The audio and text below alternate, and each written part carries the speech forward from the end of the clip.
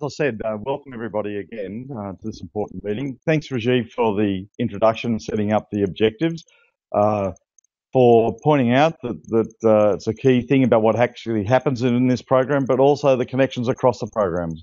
As I mentioned in my opening remarks, I think that's a critical aspect here.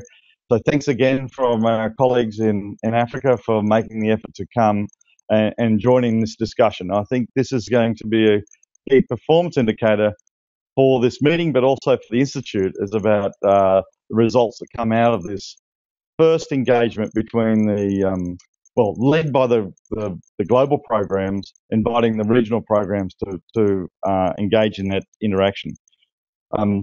As I said, we've had the 3 regional meetings. I think they were all very successful.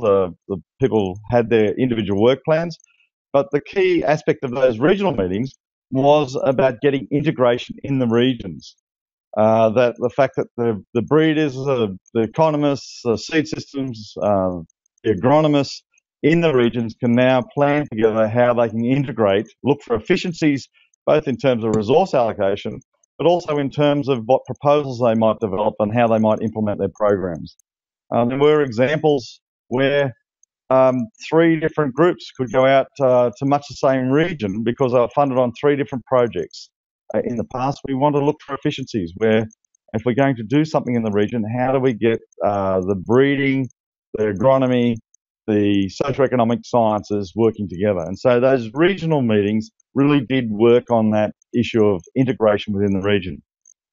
The movement to this new structure, announced on the 24th of February, was driven by a realisation that the funding and the delivery and engaging with the beneficiaries happens in the regions.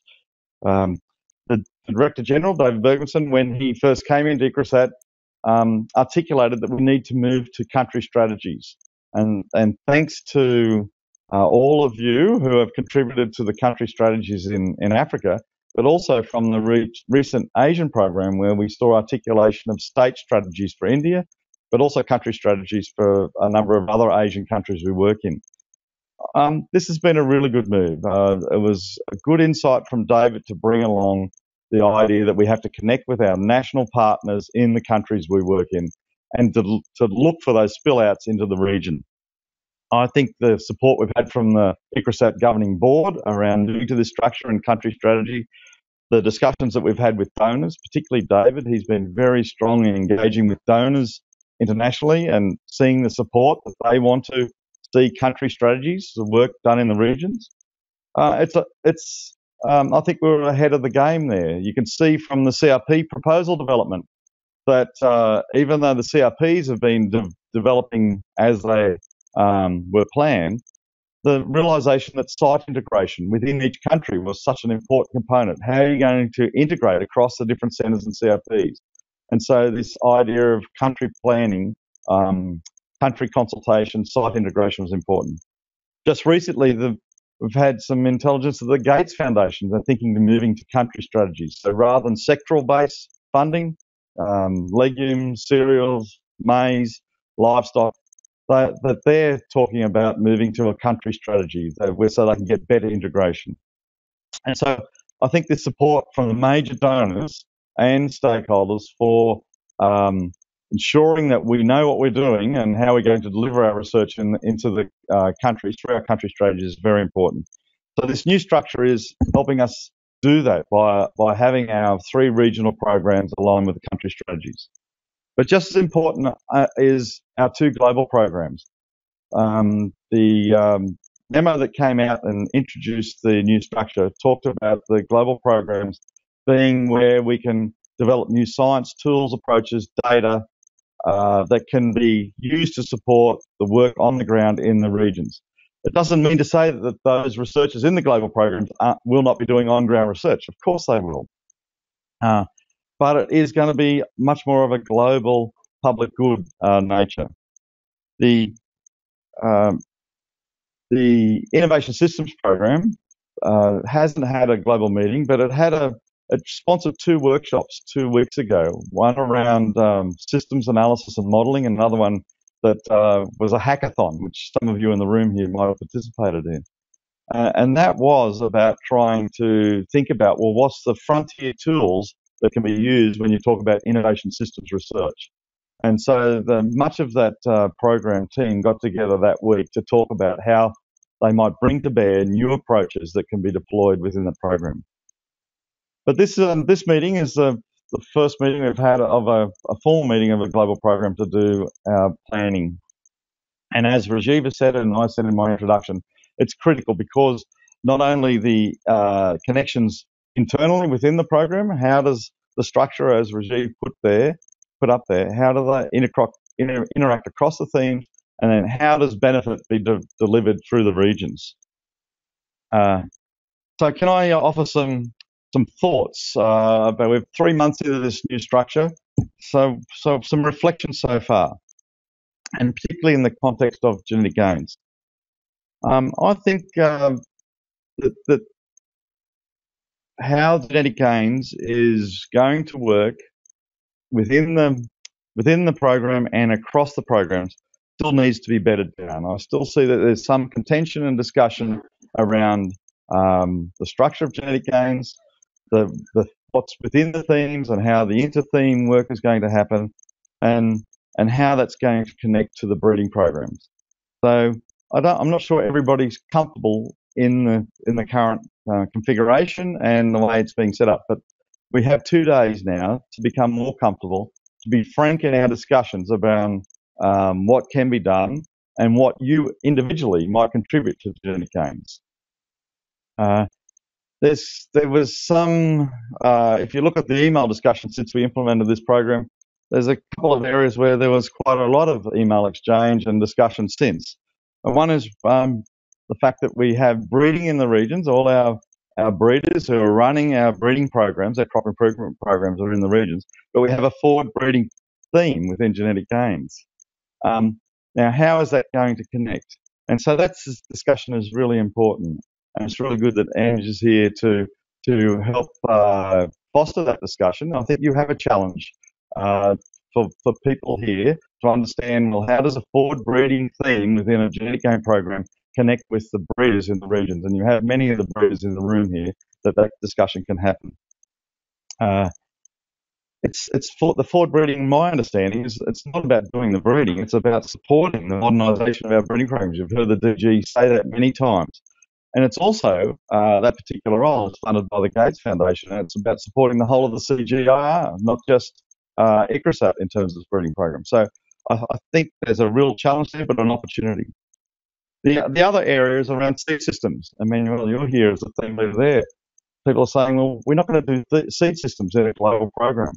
We do seed systems in the region. That's true. But it's such an area of opportunity and contention. And we need to learn. We need to have a community of inquiry around how do we do seed systems research to deliver the benefit. In actual fact, I had an hour and a half conversation by Skype last night with David Roebuck. Many of you would know David Roebuck, an economist that was in Bulawayo for many years, and I think he was a regional director at some point. And we talked for some of that time about the problems about seed systems, about the difficulty of having seed systems established and being successful for our crops in sub-Saharan Africa in particular. So I think it is legitimate, Emmanuel, that we try to learn what do we know now, where is success and failures, and how do we bring the successes forward and learn from where there hasn't been success.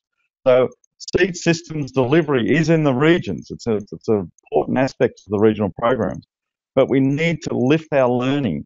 As David said last night, he was here 15, 20 years ago and talking about seed systems and the need to get groundnut seed systems happening in Malawi and Zimbabwe, Moses.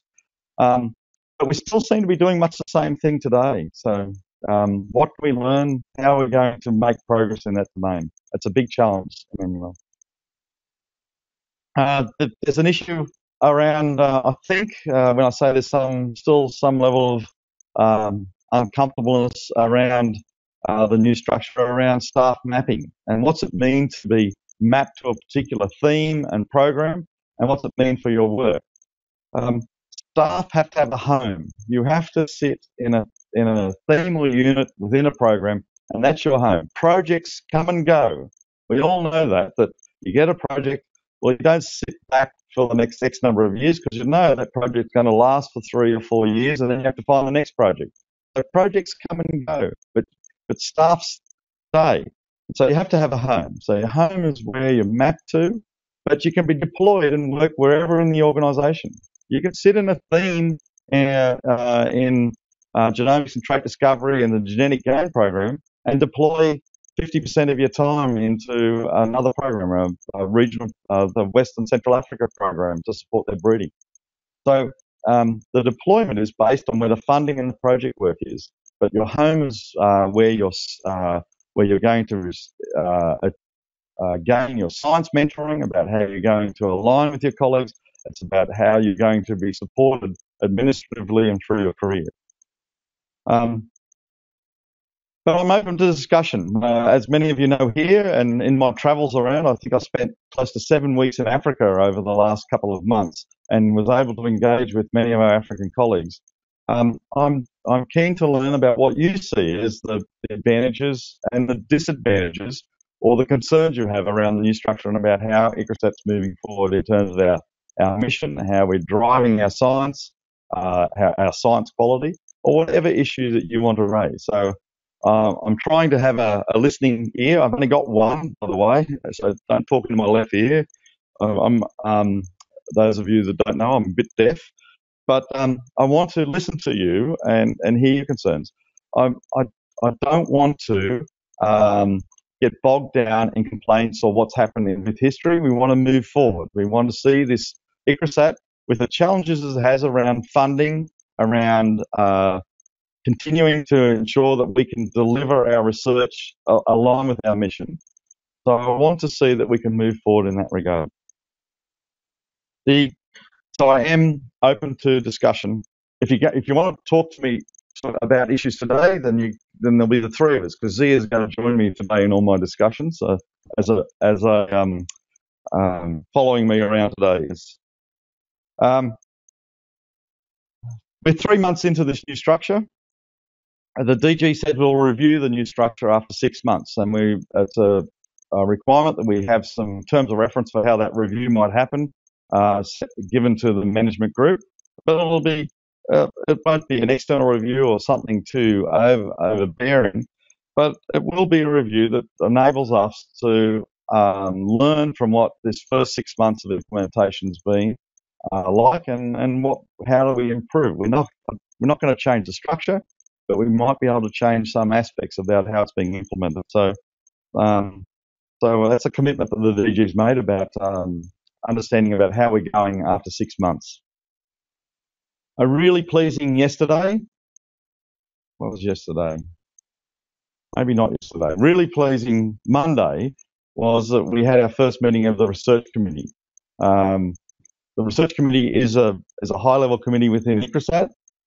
In the past, it was made up of the research program directors, CRP directors, SMC.